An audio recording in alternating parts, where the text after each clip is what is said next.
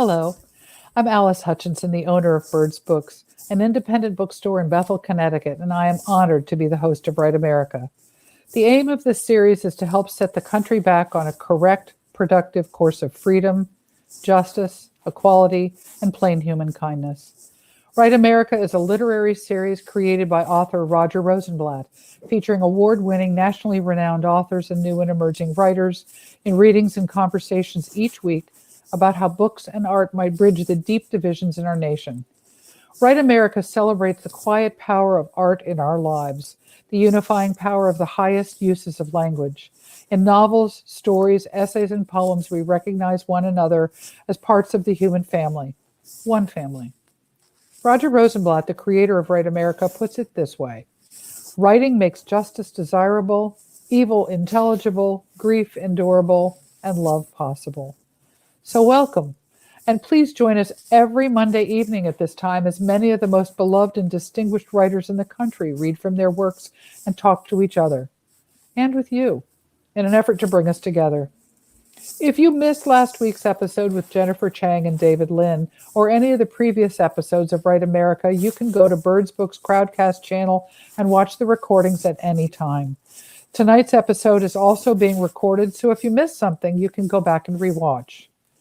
Tonight, Birds Books hosts a reading by and conversation with Juan Felipe Herrera and David Tomas Martinez. I will return after the readings and discussion to bring your questions and comments to the authors.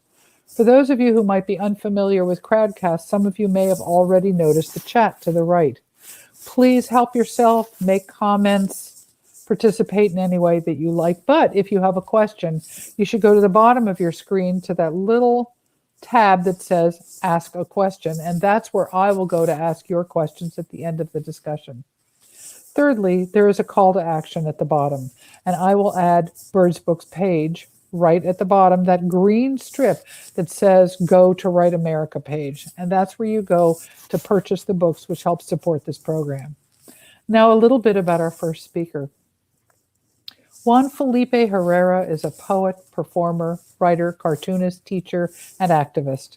Herrera was the 21st United States Poet Laureate from 2015 to 2017. Herrera's publications include 14 collections of poetry, prose, short stories, young adult novels, and, picture books for children. With 21 books in total in the last decade, his 2007 volume, 187 Reasons Mexicanos Can't Cross the Border, Undocuments 1971 to 2007, contains texts in both Spanish and English that examine the cultural hybridity that revolve around questions of identity on the U.S.-Mexico border. Herrera was awarded the 2008 National Book Circle Award in Poetry for Half the World in Light. In 2012, he was appointed California Poet Laureate by Governor Jerry Brown. In 2011, Herrera was elected a Chancellor of the Academy of the American Poets. In 2015, he was appointed as the nation's first Chicana or Chicano Poet Laureate. In 2016, Herrera was awarded an honorary doctorate from Oregon State University, and this is his latest book. Please welcome to the screen, Juan Felipe Herrera. Let me find you. Thank you. There you are. Thank you very much. It's a great pleasure to be here. Great pleasure to be at the Birds Bookstore and to be with Tomas Martinez and to be with all the bookshelves also. Since high school, I was into bookstores. I would walk miles and miles to go to bookstores that had interesting little books like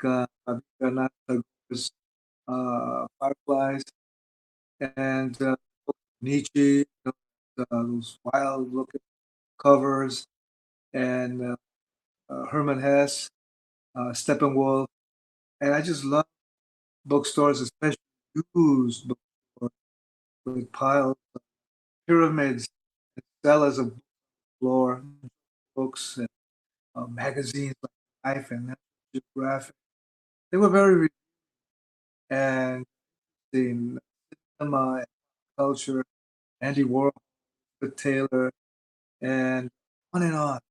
I was always by images, story, font, colors, photography.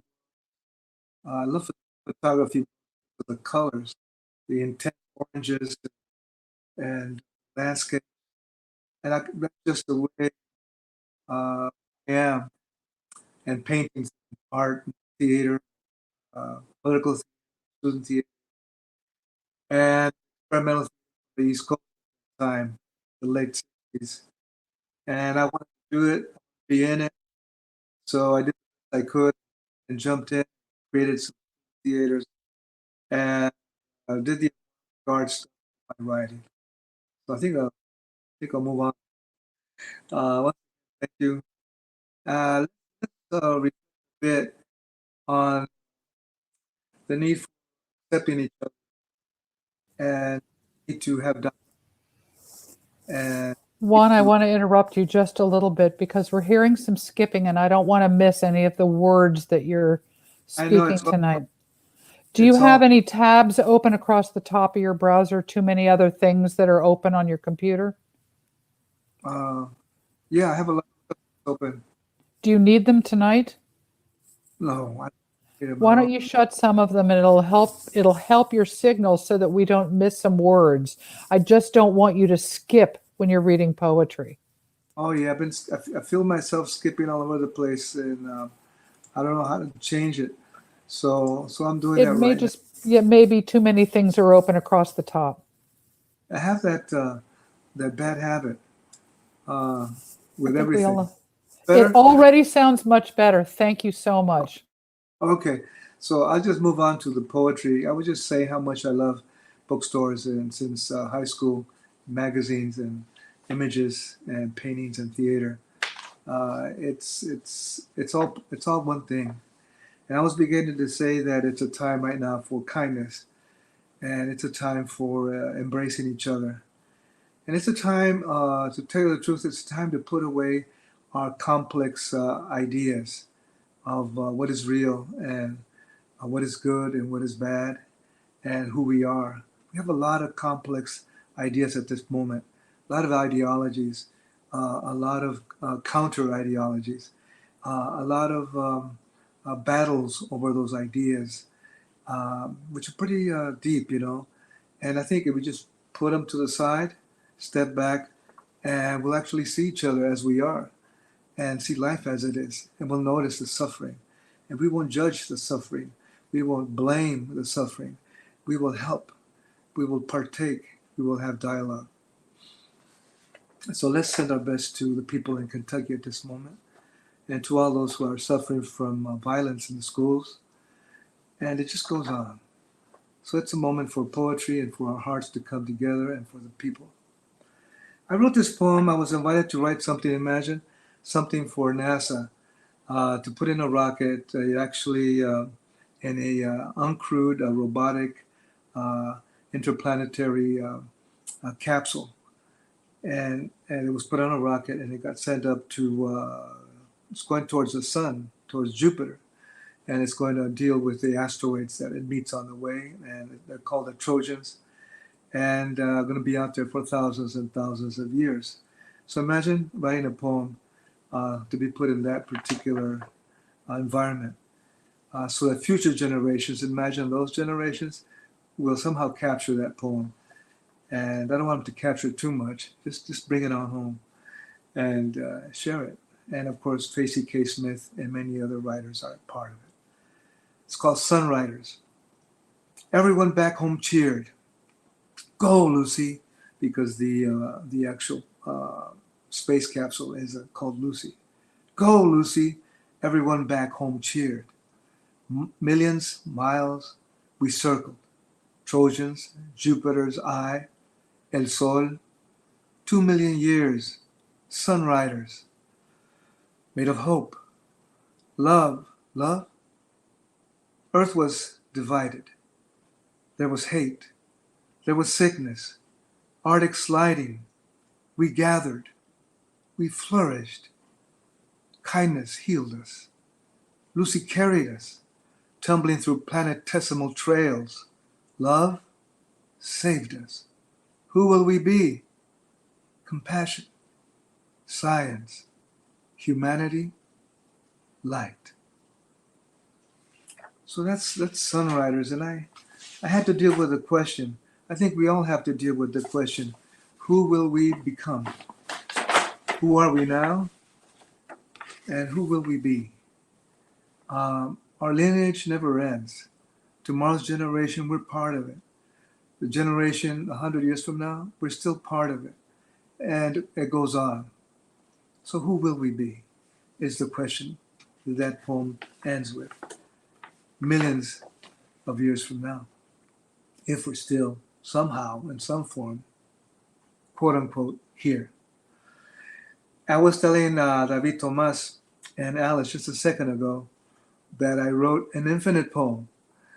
I call it an infinite poem, and it's a particular approach. And all you need, I was telling David, is you need one line, whatever line it is, one phrase, whatever it is, one sentence, whatever it is, one fragment, whatever it is. And I took a line from Ferlinghetti's poem. And the line is, poets come out of your closets. And then I built vertically terms associated and disassociated with the word. Like for example, poet. And under that same word, poet, I did the same thing. So the poem ends up looking like this. The core line is in black, and the associated and disassociated words or terms or linkages float up and they float down. So you can read it infinitely. Poets, come out of your closets. Words, nosotros, you, them, here. Where? They. Lines, líneas. Yes. You, no. Todos. Boca, star, save. Thirsty, penny. Room, siren. Is, has, is. No names there. Harrison, listen, flip. Fofa, if, grain. This hand. Casa, taza, Colonia, Xochimilco, Ulysses, nobody. No. Hand, hands. Ha! No. Don't know. Up, up. Roma, rojo, azul, chinela, my. Don't know. Seed, see. Poets, poets. This. Poets. Come out. Water, room, 10. Grain, was, lacquer. Your, this. Wait, hey. Closet. Azul. So enjoy if you want to do an infinite poem. If they have bigger paper or bigger screens, go on, and go on forever. I also recently have enjoyed the mandala poem. I enjoy this form, which is a circle form, which is an ancient form, as you know, as we all know. All cultures dwelled upon the circle, dwelled upon the sun, dwelled upon figures with circles, and dwelled upon what it was and what's in it, dwelled upon the square within the circle, and created and built narratives of life and death and universe and their lives. And for me, I began to write my experience with our COVID reality every day in a mandala. This one's a little different. Andrew Brown, here again, the suffering, the vacuum, takes us where? Into sparks and specks. We go back to the beginning, where suffering abounds and can be dissolved. And that's it. I was telling David Tomas that the mandala poem just requires a handful of words. And it just happens that way. And you'll find, and we'll find, that's all it takes. to say, which you really are saying. Not what you want to say, but what you are saying. Sometimes we want to say something. Sometimes we say. And the mandala poem you're saying. Perhaps it's more, I don't know how to describe it. Perhaps it's more essential or to the point or in the moment. Perhaps it's like haiku, like basho.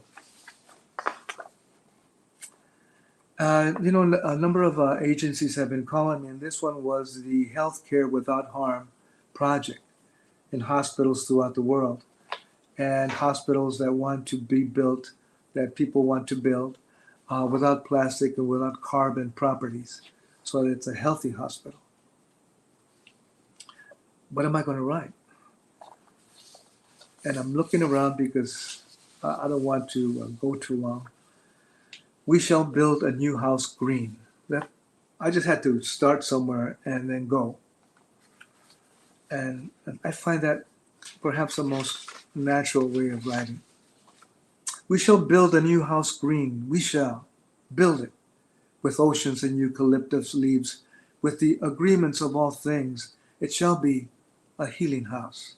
The healing shall be for all, breathing free, children, climate, breathing free, fossil fuel gone, and gas and oil and coal gone.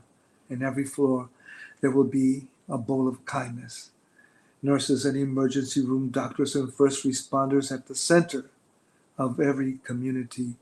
This house, green, at the center of every nation and island, radiating beyond. Can you see it now? It will be a fountain. It will be a source of compassion, a floor without carbon, the walls and rooms and stations without plastic. We shall build it with the permission of the mountains of Thunderface, the stirring light of immeasurable dreams of all realized. Our house shall flourish green and solarizing flowers, solarizing hope, solarizing earth, its cities in crisis, as the Arctic wolf prowling for sustenance on the last snow sliding on the watery shards of permafrost. Our eyes shall cast their gaze upon the lives of all with wholeness, without micropoisons piercing the cells and span of all living beings. All shall taste the joyous flower of life. Yes, we shall know happiness. We shall know the healing of earth and sky. We shall know the liberation of HCFCs, hydrochlorofluorocarbons. We shall witness our existence.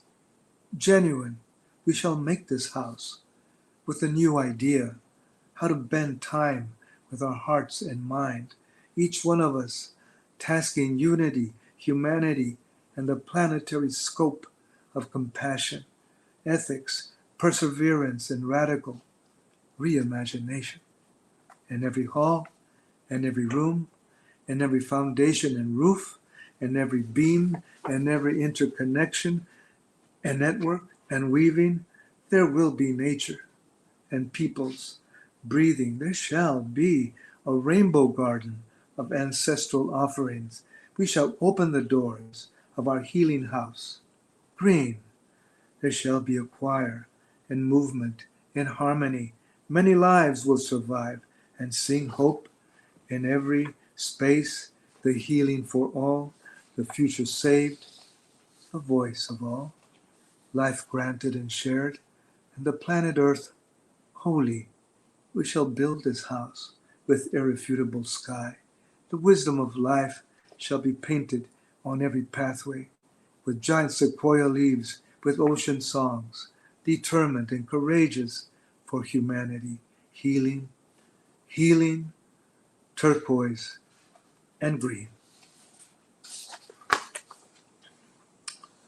I'm still here, folks, with paper in my hand. Do you want to do one more? Then we can Okay, go I'll ahead. do. Okay, alrighty. I'm torn between everything, as we all are, what to do. Uh, I was saying it's good to embrace everyone, whether we know the person or do not know them, whether we think they're our enemies or our dear friends. It does not matter. Those are ideas. For George Floyd was a great man for his family and for everyone.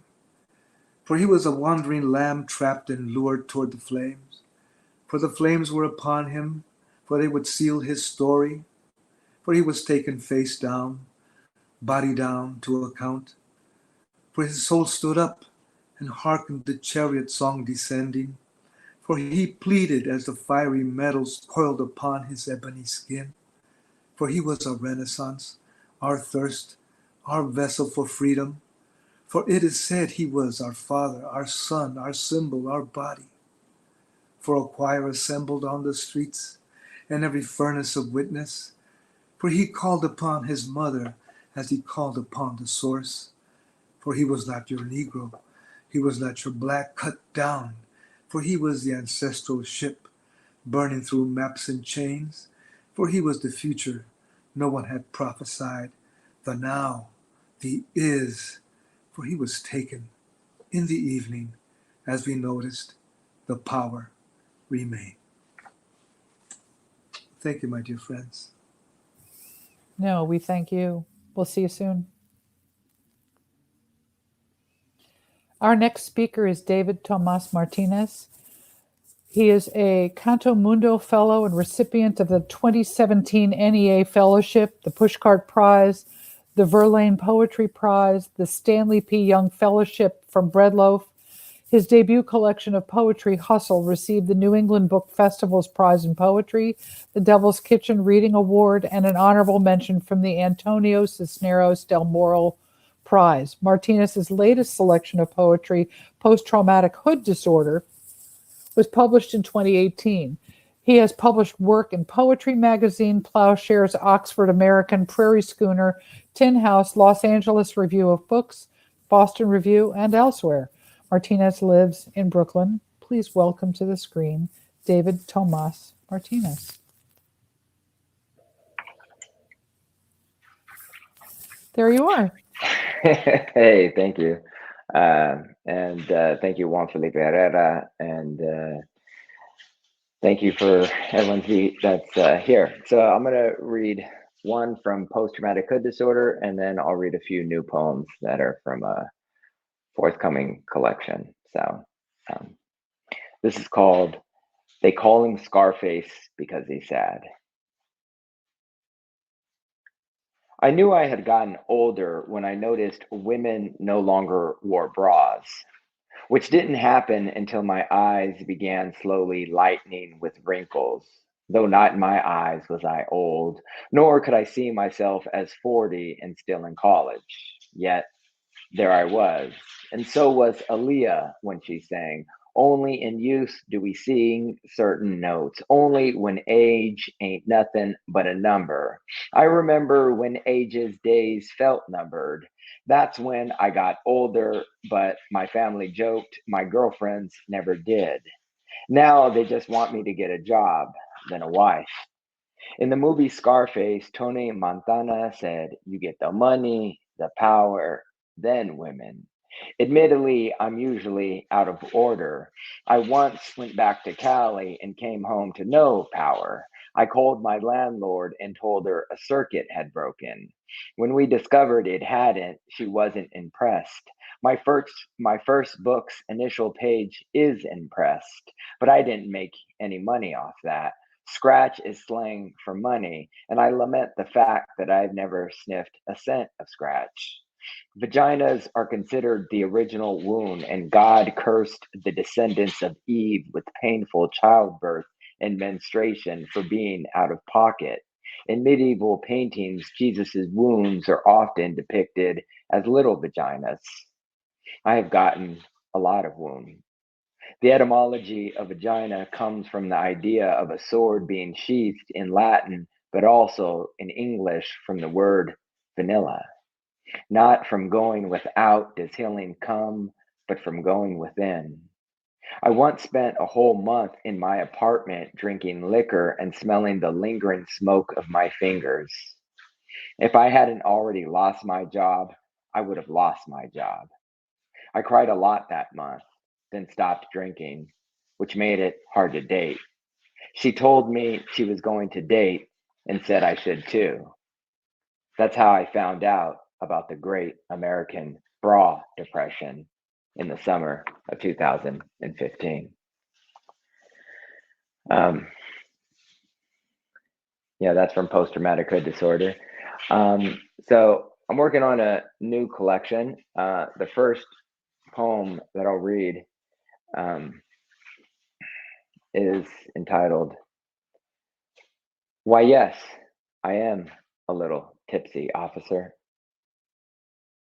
But I only had one sky tonight, and the wind was brisk. Well, maybe a little moon. It was too bright to resist. I waited the recommended 2 hours before driving. I was celebrating tonight, you see, sir, the fact that I am alive and well, though seen again in the scope of your weapon. I have, admittedly, like a melted otter pop, dripped this winter eventide from New York to Connecticut. I changed states, abandoned continual sirens, candled in the night. Get out of the city, they said. Experience a rainbow slither across the sky. So here I am, lost in illuminated navigation, with my music so low, only your drug dog nods. My phone, it is a lark. So I may again embark into darkness. I am the one unarmed, but must make you feel safe. Oh, yes, so egregious, officer, this turning, tussling without signaling. All lives matter. This rampant of 55 in a 54. Sure, I can retrieve my child's car seat from the curb soon as I secure my license. No, sir, I cannot afford this car.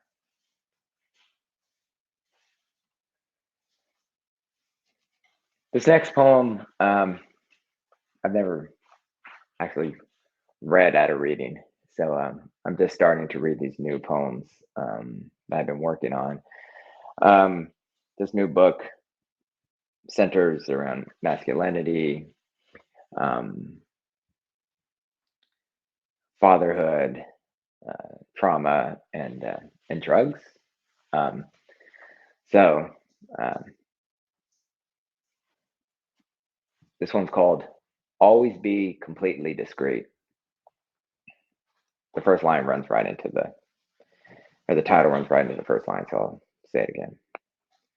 Always be completely discreet is what my mom taught me about beauty. The ABCDs of being a lady, or in my case, she would insist, a gentleman.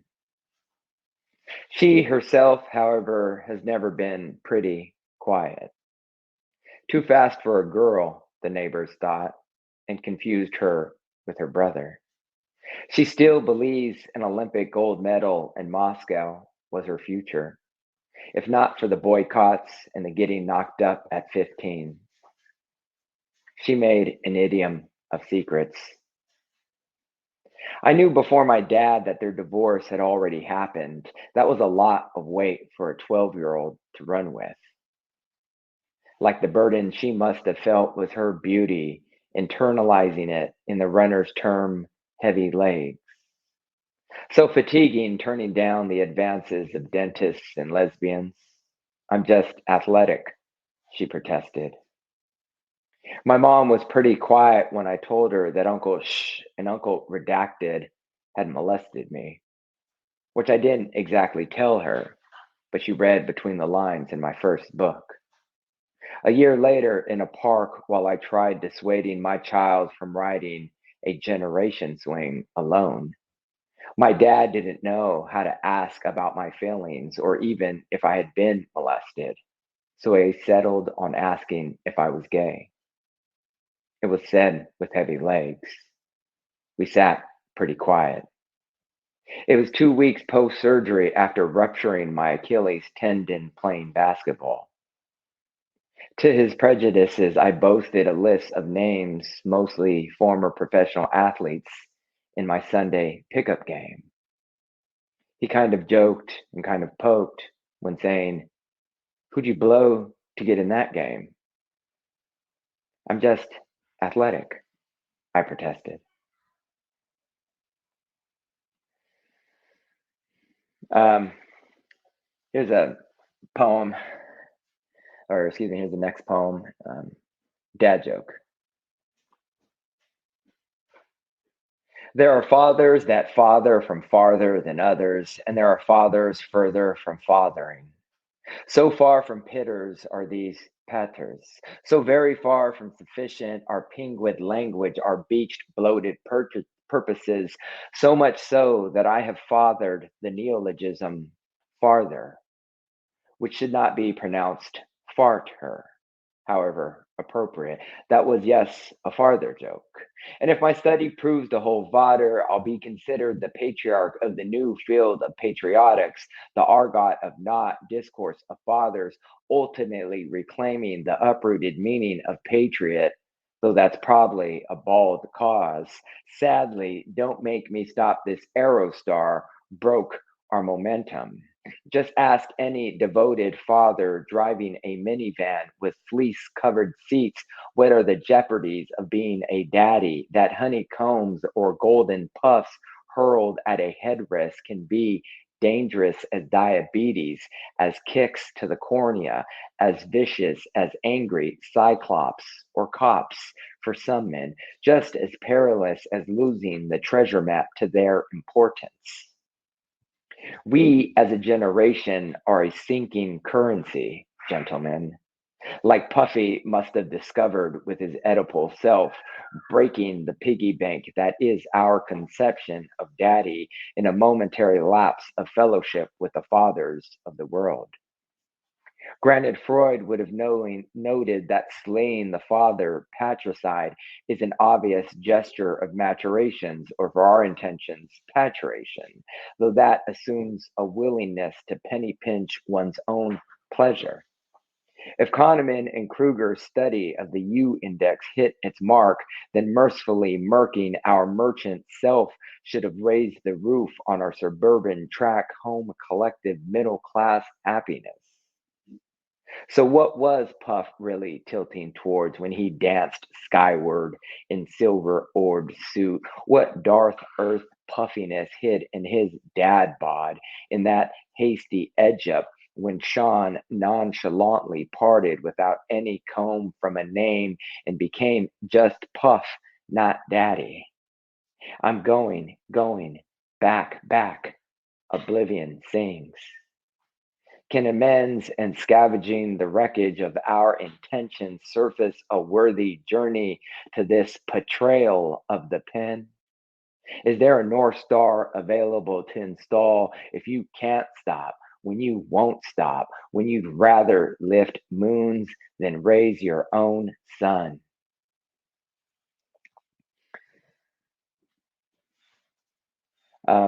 This will be the last poem that I read. So it's called Trap Music, and part of the one of the major conductive themes of this last book, or excuse me, this last book. Hopefully, it's not the last book of my third book. This next book, the last book I'm writing, as of late, I guess I meant, but is drugs. So I'm sober. I'm 6.5 years sober. Moving on in May, it'll be 7 years. But I while drugs were not a huge issue for me, it was mostly alcohol. I definitely had a long experimentation process, and Selling drugs was my first job. Hustle is largely about me being in a gang. That's my first book with me trying to steal a car and shoot someone with a couple of my friends, and the sort of errant mission we ended up on. My second book, Post Traumatic Hood Disorder, was sort of the coming out of that. And this next book is I'm a father. I'm in a loving relationship, a healthy relationship. Um, uh, there's a level of stability to my life that I've never had. Part of that is sobriety, but a lot of it is just my family life, which helps perpetuate that stability, and which helps perpetuate my sobriety. But they all, as many sober people will tell you, they're sort of integrated, but they all sort of have to all be independent. Um, but while I'm sober, we also, my partner and I, own two dispensaries, and so we also sell weed. So that was my first job, and now it's my job again. And so this next book is largely about that as well, and me thinking about my old selling drug days and some of my contemporary um, entrepreneurial days. So this poem is called "Trap Music," and it's about drugs when I was a teenager and in a gang and selling then. So this will be my last poem. Trap music. Wet Charles dropped by the homeboys in his busted high top burgundy chucks, hand out for a buck or two from us young bucks, also rocking chucks, trying to cop a couple ends for a few gallons of gas or diapers for his newborn daughter. Wet Charles could spin into splits, quick to say he never begged, traded, or borrowed anything he couldn't first steal. The highest point in many homes is the attic. The jester's hat jingles, the dope fiend's pipe rings. Is it the fire or the smoke that makes a comedian? Even when I mad dogged Charles, telling him to kick rocks with them ashy as hell chucks, I never actually looked into the stones of his eyes. I had known him since childhood. We all had, before he began chasing a rock up and down a hill, stoned every day. Think of addiction as never being able to find your phone. We were not embarrassed by Charles, but what we might one day become. The way bigger sand tiger shark embryos feed on smaller embryos in the womb, we served classmates we had joked with in gym. Slanging dope smokes up your sense of humor. We never understood why the police chuckled circumstances as the reason for harassing us when we stood in a circle smoking on the block. Charles didn't dozen about dope, just surged in the circuit looking for ways to get high, biking from the trolley to the four corners of death, the intersection of Euclid and Imperial, Green Cat Liquor, Real Taco Shop, the gas station, what was Huffman's Barbecue, where the only constant were entrepreneurial young men setting up corners in front of constantly changing businesses with hastily painted front windows, where the persistence of the sea in Chicken Shack could still be seen on the glass door of the new no contract cell phone store. Archetypes have a way of worming into beauty. The flaw is the small writing of a hero. Through what crack did Orpheus sneak a minute fire from hell? The sweet chemical scent of someone smoking rock in a broken light bulb is a plasticity I can't forget. I didn't pay any mind to the moralism of Nancy Reagan's eggs or Dare commercials in the 80s. As we went most of those dampened days lighting something or other, listening to the mercurial philosophies of Ice Cube, Wu Tang, Spice One, or Sugar Free. We smoked water, or what a hip toxologist might nasally call angel dust. You can be full of agua and not well. If you're not careful, time will find you a fiend. I'm told that rappers name themselves now with Lil or Young, followed by randomly chosen abstractions, Lil E.G., Young I.E. Back in the stone age of hip hop, the early 90s, late 80s, so the stories go, rappers went into the kitchen and whatever they had milk and honey of, voila, they had their stage name. I was just another empty, scattered rapper on a sidewalk in the city. That's how I became Slim Jim, though that was more about stealing cars than beef. We would spend summer evenings at the wooden roller coaster in Pacific Beach, never going on the ride, but circling the beautiful boardwalk that was only slightly less majestic than the older homie's primer painted glass house convertible with three tall white walls and one ever altering spare. Everything was so gorgeous in that back seat of that Impala. The moon was so brilliant in the sky. It was quite the shiner. I'd watch the women around my way rub petroleum jelly on their forehead, then their cheekbones before a fight. Taking off your golden earrings does not make hearing the truth any easier, but that water made the bass and elasticated cadence of Pocket Full of Stones even more resonant as we waded the highways home from the roller coaster with a trunk full of 18-inch box speakers rattling our bodies. Six 16-year-olds in the cramped backseat of a Datsun wagon trying to release our own trapped music. Gracias. All right. What up, Juan Felipe? Hey, David. That Hey, was. man. I think you took me back to some of the places I used to hang out in. I mean, they don't know, but you know, but I mean, I'll say, um, back, and I've told you this, many times, but like, back when I was a young travieso and just in the hood in Southeast Dago, man, and when I got my bachelor's and my master's at San Diego State, people would talk about you. And then when I was in Houston, people would talk about you.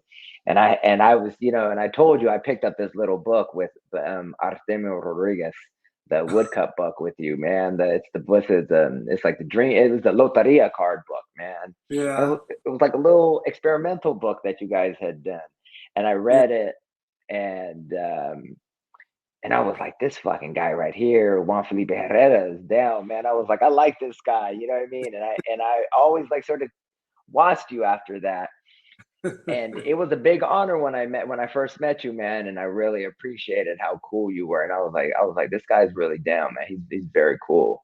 I think I met you first when I was in the PhD over at Houston, and I was still a grad student, you know what I mean, and doing my thing, and you were super receptive and a light as you always are, you know what I mean, and as I saw everyone, but I just wanted to share that how much, like, I'm assuming everyone knows already, like, but like, you're a genuine dude. How you are is like how you you sort of project to be. Like, that's just who you are, man, and I really appreciate that about you. But you're also a genuine dude. Like right now, we just finished tearing off the skin from all the carnivals and all the frosting, all the cultural frosting, and we just tore off all that surface.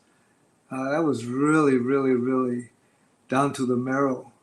Our family, our mothers, our fathers, the streets, the teenagers, those days hallucinating under the piers in Venice, all that, and just being out there in that what is it, that night world, even if it was a daytime, Yeah, that yeah, night world, and the movimiento days, the late '60s were like that.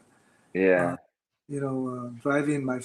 driving friends back to East LA, and I didn't even know what their lives were about, but they were. I kind of knew, and Gypsy was one of the guys. A Gypsy and Ernie Angulo, who was a great poet. I think he still is in East LA, and San Diego, and Venice, and Santa Monica Piers, Midnight, and then the Movimiento. It may look really ordered in history books, but it was a whole other world. Uh, Guys getting shot and coming to the house and knocking on the door and having a hole in their leg. And oh man, it was about the grass was cut with sugar. Uh, and no one writes about it. No one Yeah, writes.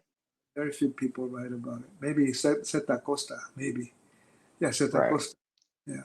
Then he was lost. He got lost, or he lost it in Mexico, perhaps. right. And we didn't have that kind of writer after that. I don't think so. And you're Yeah, right.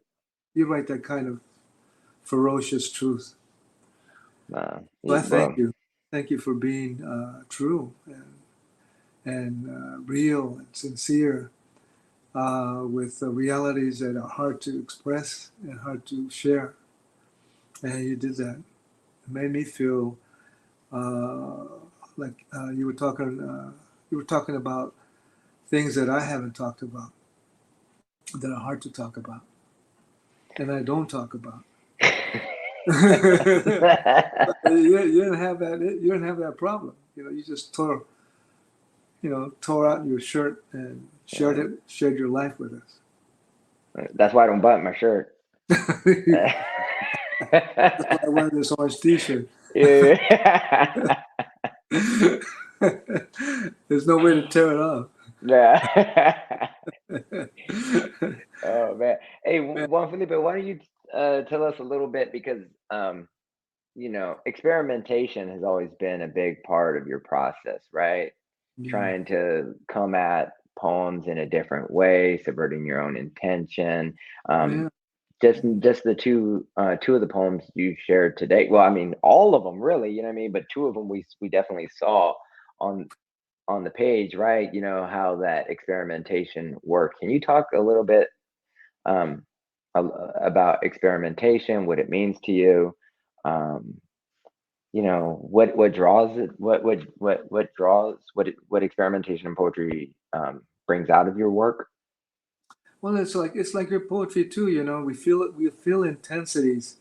We're filled with intensity. That's what life really is. Once we open our doors and get out of leisure culture, it's Yeah, everything's intense. Trees are intense. The earth is intense. The sky is intense.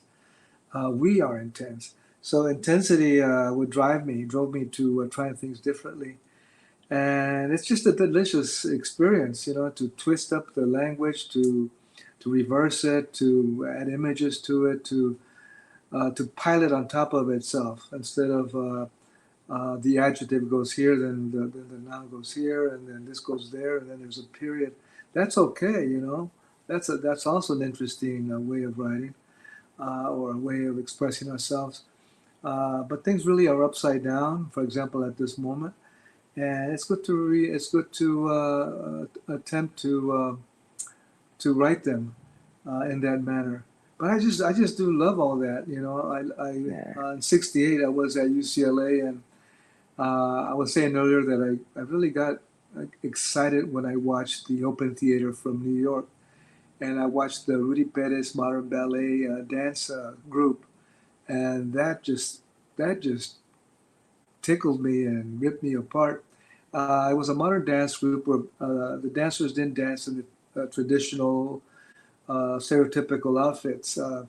They wore jeans and overalls, painters' overalls, and worker steel hats, and they and they were running across the stage, and they had Garcia Lorca poems blasting through the speakers. And in those days, they had transparencies like in the light theaters and the rock bands of San Francisco in the 60s as well. Those gelled, swirling sea anemone, oily transparencies that are moving all the time. Yeah. That too. I said, look at that. I just want to do something like that. And then I saw the open theater dragging a crate across the stage, and then popping it open. Then a guy pops out with bloody ketchup all over his body, and he's like that. I go, I want to do that too. And so I got into it quite a bit. And then we had Dali.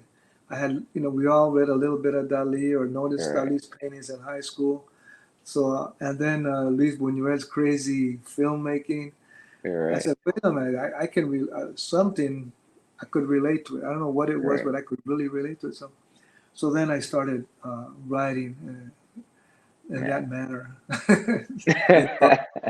mixing up language. And I love it a lot. And in a way, it's good to experiment so we can find new places and maybe even get in touch with everything, with each other. Sometimes we just have to try something that's radically different. At this time, we have to try something that's radically different. But I love to do it on the page. I love to do it on drawings and cartoons and all that. Yeah. Well, I think also too though, right? Like, oh, go ahead. Oh, here's a recent project, and it's called Fractal States. Juan We Felipe, can that's talk like about that. it another time. You over there like Beautiful Mind, that movie with all the strings. You're like, this is how the poem goes. That's how it goes. And Einstein had to do that to get to where he got to. you gonna compare yourself to Jesus next or what, dog? I was about to do that, but I had to pull myself back. I gotta pull myself back. I gotta pull myself back, maybe man. maybe Cantinflas. Even that is way up there. Yeah. Right. The Mexican pantheon. Yeah. Oh man, that's good. That's hilarious. Because the fractal carpet, there's a thing called the fractal carpet. Uh-huh. And we can all look it up, but a fractal carpet is literally like a rectangle. Okay. And inside of it, it has a number of patterns. And inside those patterns, the larger pattern is repeated with all the other patterns. And Right. inside each of those little patterns that are repeated, they contain all the other patterns have been repeated. And it goes on and on and on and on. And we have that structure in our brain itself. And I was thinking, we're repeating various patterns in our historical lives of hate and division. And that pattern continues to repeat itself. No matter how it's painted or portrayed, it's always ongoing. And I want to stop that pattern. Well, we have a number of questions from people that are watching tonight, so I want you to continue this conversation. Sounds good. Sorry, I didn't see those. No. I have the questions in front of me. Okay. So this one is from Neil Painter. I'm hearing place in California in your poems and conversation. Do you consider yourself Western poets? That's from Neil. And I'm assuming it's Juan Felipe, but it could be either of you. No, we're both from Cali. Oh, well, go for it. No, I mean, I'm from Southern California. I was born and raised in San Diego. You know what I mean? But I mean, I live in New York City. I live in Brooklyn, so I've lived here for quite a while now. So I mean, I'm a Cali boy that lives in New York City. So I'll probably, we have two small children, they're in school, we're not going anywhere. So I don't know if I'd consider myself a Western poet. If anything else, I consider myself a Chicanx poet. If I consider myself anything, That's a good question. Western. Yeah, I believe so. Western, Eastern, South and North. That's why it's good to open our minds as writers and thinkers. Yes, we do come from one place, but we also, that one place contains all other places.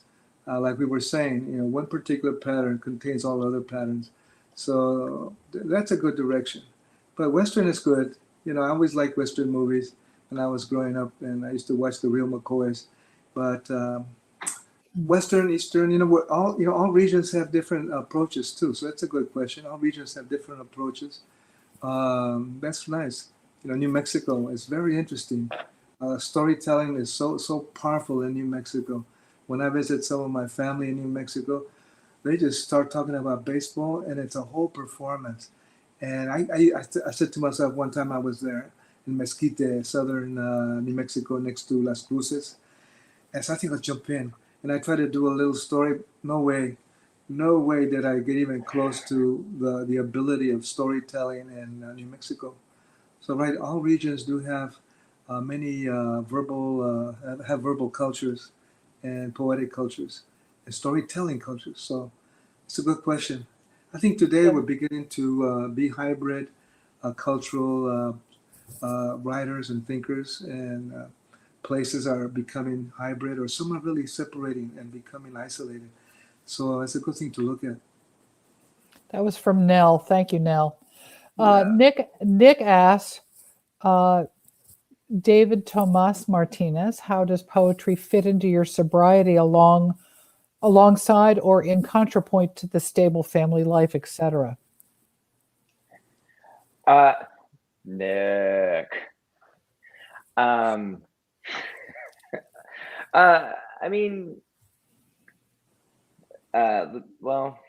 like I said, I think that they support each other. They It's not homework. You don't have to answer it if you don't want to. That's not even it. That's not even it. I'm trying my best to answer it in a way that's even close to adequate. I mean, sobriety, like love, is hard for me to talk about in any sort of concrete way. It's something that I practice every day. It's something that I do every day. So stability is the same way, right? Like, you have to be in routine. You have to you have to be oriented toward a goal for stability, I feel like. And sobriety is the same way. I mean, for me, they're sort of inextricable. So I don't have a problem talking about sobriety. I just have a problem talking about eloquently about sobriety. This is also from Nick. Thank you both for these expansive and beautiful and unsettling poems. I'd love to hear both talk about why you write, what place of creating poems have in your lives, what it means to be a poet in this world. Or in this world. Yeah, that's an ongoing question. That's an ongoing answer. Kind of that came naturally to me, in terms of naturally being. That was it was me. It is me. I think that way. I act that way. I even dress that way, and open, try new things. But I began to write down what's in it. It's a way of thinking. It's a way of being. It's a way of expanding. And it's a way of tasking what the Chinese, the early Chinese, ancient Chinese, we would probably call literary masters. Lu Chi, for example, maybe it's a 3rd century, talks about the delights of literature in an essay. And one of them, he mentions tasking the void. That's one of the delights of literature. I go, what on earth is that? Tasking emptiness. How can you task emptiness if emptiness is like quantum space? You just can't grasp it. How do you task it if you can't grasp it? It's particles that always change and are jumping all over the place and gyrating and spinning. How can you task emptiness? So, but I asked I think it was a high schooler. I asked him the same question. I said maybe he could solve it. So how do you task emptiness? And I made a quick description. And he said, then he moved his body as if he was doing Tai Chi. I go, oh, that's right. That's right. You're pushing it. You're pushing it. You know, you're moving with it, and you're pushing it. I go, oh, well, thank you. I said, thank you very much. So poetry is also then a way of pushing emptiness, a way of tasking the void, a way of being in harmony. How about that? A way of being in harmony with what is. And I think that's Kelsey. a good way to look at poetry, as opposed to just an object or a tradition or a craft. It's something much expansive and something much deeper. It's really you at your core, moving the universe, the life, moving life. Let's call it life, moving life. You're moving it, and you do it with this thing called poetry. And I like that a lot. I do too. David, do you have anything to add? Not after what Juan Felipe said. Hey, equal time. I'd like to bring it home with just the last couple questions because I'm a bookstore owner. We always need to know. There's two questions I'd like to ask you. One is, what emerging author do you think we might have missed that you think we should know about? Just again, it's not homework. If someone springs to mind, I'd love to know about them. Go ahead. You go. Well, I was going to say someone Juan Felipe, who's a Fresno poet, Anthony Cody, who just has just the first book. I'm really interested in what he's doing. He's a Chicanx poet. He does his thing. I like it. So that's one. That's true. He really he mangles and stretches words on the page and crumbles them into little spheres and sea anemone shapes. And that's right. And his Borderland Apocrypha is an incredible book by Almedan Press. Peter Guadalupe Hidalgo, 1848. The land, Indian Mexican land, and then the lynchings of Mexicans. It's just so brutal and yet so elegant at the same time and experimental. You'll love the text art that he does, which is what he's saying all at the same time. That's Anthony Cody. And who else is in there? Anthony Cody, Tim Hernandez. Yeah. Tim Hernandez. Marisol Baca, Sarah Borjas, B-O-R. Yep, Sarah Borjas. G-A-S, Borjas. Or B-O-R-J-A-S. B-O-R-J-A-S, yeah. Yeah. You can see I'm writing while you're talking, so thank you. Yeah. Now, I wouldn't be a bookstore owner if I didn't ask you what you were reading now. Okay, take that away, David, while I think about it. I'm reading Heraclitus. So I'm reading Heraclitus because that's sort of the, or it's not sort of, I'm trying to mitigate it, but it's the intellectual push to my third book. I'm really into his thinking. It resonates with me. So we tend to think of him as the step in the river guy, but that's not really. First of all, they don't even know if he actually said that. But what I really like from his thought is this idea of it's like the bow, how one has to pull back to go forward. He also has an image of this like an alcohol drink, or you can think of vinaigrette, how something has to be in motion to hold. So it's these contradictions and how they create stability, which, that's something that's important to me. So he also was Heraclitus the Hustler for a time in his life where he just like did this ancient, for the lack of a better term, Grecian dice game. So like I'm with that, you know what I mean? Like he's a gangster, That's or he great. was. Yeah. Not only was he like a prince, but he also was like Heraclitus the Hustler. So like I'm with it, like, you know what I mean? So That's cool. yeah. Looking forward to your book too. Thank you.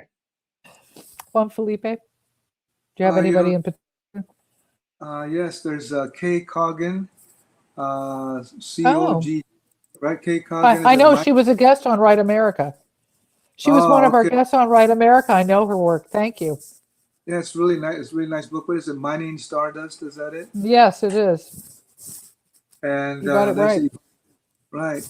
Yvonne Gordon Leslie, just okay. go ahead. You're starting to skip a little bit. I just wanted to hear what you said. Okay. Okay. Yvonne Gordon also just came out with a book uh, by Valparaiso Publishers in English, Mhm. and I just happened to misplace it. I don't know where it is, but it's Yvonne Gordon, and it's a poetry collection. I think it's her first published book.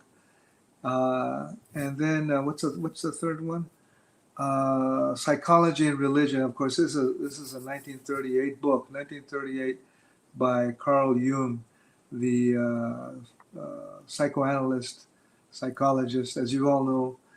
And its concept of, which I found most interesting, is this concept of the unconscious, because it made me think of what's taking place in the political scene, the whole idea of fake news, this whole idea of fake news and how it has become, and all that's related to it, how it really is kind of like either a quasi or a new religion of new beliefs, a new belief system, new value system, and a whole new superstructure of ideas of how what we should believe in and not believe in.